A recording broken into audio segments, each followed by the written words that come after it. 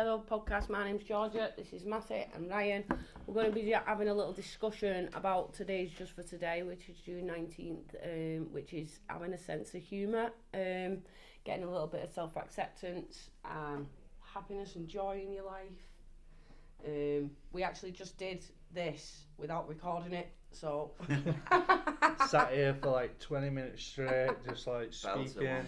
Yeah, we just basically talked to each other and forgot to record it. We didn't have any space on the memory card, so... But yeah, we was kind of just kick it off with like, you know... I think we kicked it off with like humour. Yeah, having a sense of humour, because like, you know, like when we first... Well, just speak for myself, like when I first got to recovery, like everything was just so serious. I've got to take this really serious, and I've got to do this, and I've got to do this, and... You know, it become quite regimented. Do you know what I mean? But I think the more I sort of like let my guard down and I worked through the steps and stuff, and I gained a little bit more self-acceptance, and then I was able to sort of accept others for exactly who they was. You know, it became fun. You know, and we have a laugh. We had a laugh now in meetings and laughing at myself. You know, I think I was in a meeting. We was in a meeting on Monday. I'm like, I'd been round the bend, like on my step 6 in all my defects, like fighting it though. And like every person in the room was laughing their heads off because they could identify with, you know, like, and I'm not handing it over, like kind of like, but I could laugh at myself because like that's my like, I need. Like it's just that process, I mean, you know what I mean? You know, when you first come in and you put the drugs down and stuff like that, it's like quite exposing, isn't it? You know what I mean? I don't know. Like I think when you put the drugs down and you come into them rooms and stuff like that, and things are made aware. Yeah, it took me a while, and it was an honest, genuine fear of mine that I thought like, am I ever gonna sort of find anything funny again? And it was sort of completely delusional that, like I said before, like it stopped being fun a long time ago. I think it's like just sort of figuring out you are, what you find funny, you know what I mean? Just sort of just finding your identity within, because like sort of like just lived a life of taking drugs and never know what I really liked or what I found funny or anything like that, and I've had some of the best laughs that I've ever had in recovery. You know what I mean? It's like the unknown, isn't it? Like you cling on to your old life, don't you? Like, because that's comfortable. Like that's comfortable, but you don't actually realise until you find true joy and true laughter and a sense of humour how much that wasn't fun. I think what happens is, or what happened with me, it was you had all this misery of addiction that was just hell, basically. And even during that, I found time to laugh at certain things, especially in prison. Like I had some like right good laughs in prison, although it's a shit place to be. And then I come into recovery, and I still wasn't finding everything like funny at first. But there's a process that I had to go through, and I think that being able to laugh at things and laughing in a positive way come from developing faith in a higher power. So it was like I wasn't so fearful, you know what I mean, and I kind of could like push the boundaries of humour, if you like, you know. And there's a question in the step working guide, I think it's around step 6 actually. It's like what things am I are you worried about letting go of who will become, and what things do you not want to let go of? And I remember one of my answers was like my humour.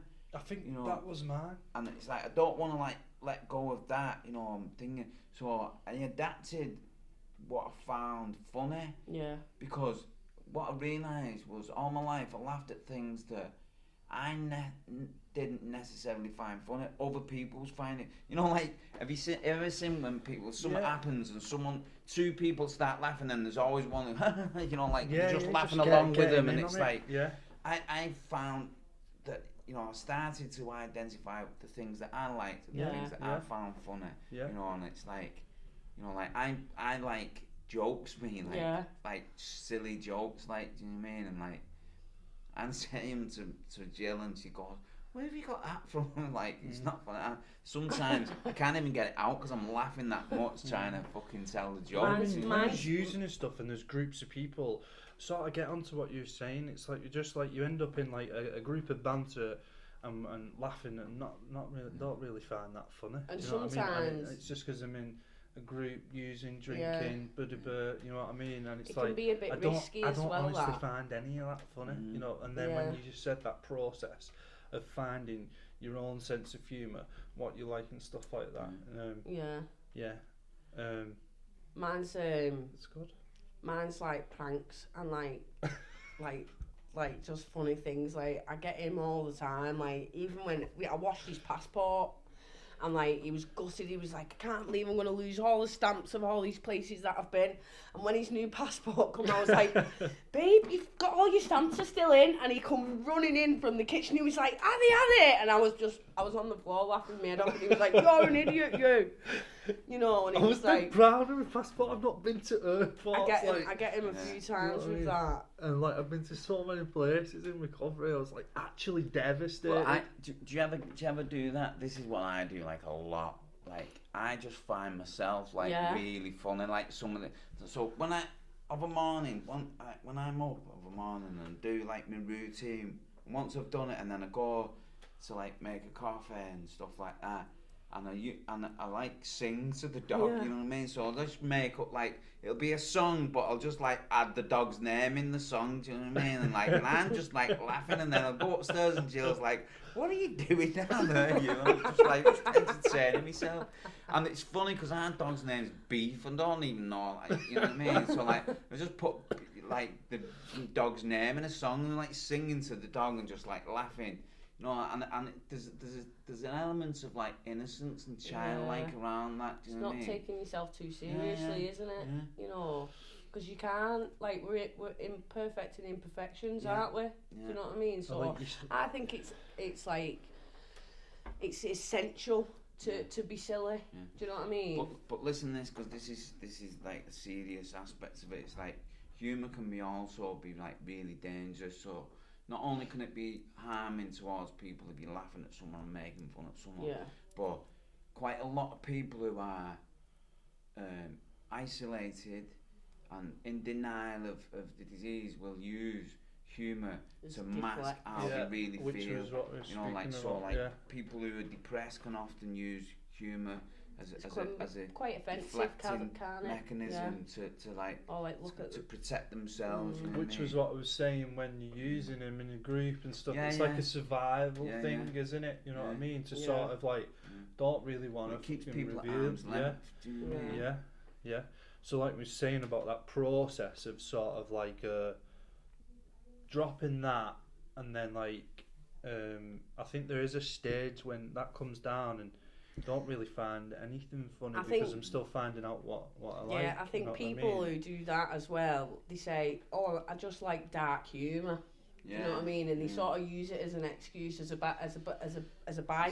Like this is what I like that kind of thing. But in reality, it's like really offensive and really quite, and it's quite sneaky as well, because it's not.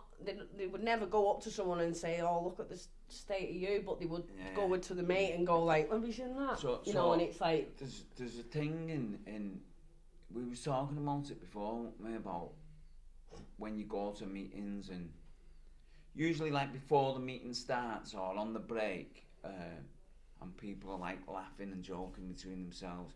And that was the reading, wasn't it, about when people are new and they come in and they're like, everyone's laughing and like can't get their head around why people are laughing. But I've known people who were like years clean, who were like sitting there stone faced. They look like they're hating on the world because people are laughing, you know. And I used to get like, I used to look at them and think, fucking hell, you know what I mean? And now I think there must be something going on for you that you can't just like, you know, like if you don't find it funny, just accept that other people are laughing and not be so like. Because when I see someone happy, it makes me happy. Do you know what I mean? So when you see people laugh, you should have a smile and you should be. Well, it's like, contagious, isn't it? Yeah, of course. Like really contagious, and so when I'm said before about like laughter is the best medicine, and this saying's been going on for years and stuff like that. Like, I used to work in a care home with people with dementia, and we was told and trained and educated in using humour as a tool to help people who are suffering with this like horrible disease, dementia. You know what I mean? And like, laughter would definitely, like, it would almost, as mad as it sounds, it would, you'd see them like come back to life through laughing. Do you know what I mean? Like releasing some Yeah, sort of and endorphin. it's like that with people in recovery as well. Mm. You can almost see them coming back to life. Yeah. You know, like, okay. I remember after my relapse, and I cried my eyes out, and it was a few weeks in, and I don't even remember what it was, but I laughed my head off, and then I started crying, and I said, that's the first time I've laughed since I've come back. Because it was, it was just like lit me It's up like inside. a release, isn't it? Yeah. You know what I mean? Yeah. There was a guy that like it was a few months before me into recovery, and like years on, like I think he quite reserved, and I didn't think any time I'd seen him and hear him speak that I thought like not very outgoing, and I thought like I basically just thought to myself, like, have you got like a sense of humour? He looked quite tortured a lot, like you said, after years and stuff, but it's been beautiful to watch his recovery, and he's still quite reserved, but he's got such a dry sense of humour, and he has me in stitches sometimes. Well, there's a thing that it's easy to give advice, and it's dangerous to give advice. You know, like sometimes if you're giving the wrong advice. But if I was to give anyone like any advice in recovery, and I have said this to people, like taking away the human aspect is just like watch people, you know, like watch how they behave, because as human beings, that's what we're designed to be social, and we learn from other people, and if you watch someone long enough, you'll know who you want to be around and who you don't, and you'll know what kind of person you want to be and 100%. What kind of person you don't want to be. But you've got to watch people, you know, like, so a guy who's helped me for the last God knows how many years, he's always said to me like, Matty, what kind of member do you want to be? So obviously he's talking about membership in Narcotics Anonymous, and I was always baffled by that question. I was like, I don't really know, like, what's the options, kind of like that, like, you know what I mean, like, fucking, and what I've come up, what the idea of what I've come up with is membership or personality is an idea, you know, and what we do is we act out them ideas. So if I think of what kind of person I want to be, that's the idea, then I've got to act that out. Do you know what I mean? And if I look at someone in a meeting who's sat there stone faced while everyone's laughing, and I look at that and I think, I don't want to be like that, you know what I mean? So sometimes I've just got to get out myself and get out the comfort zone, do you know what I mean? And that's out the idea of the person I want to be, or the member I want to be, do you know what I mean?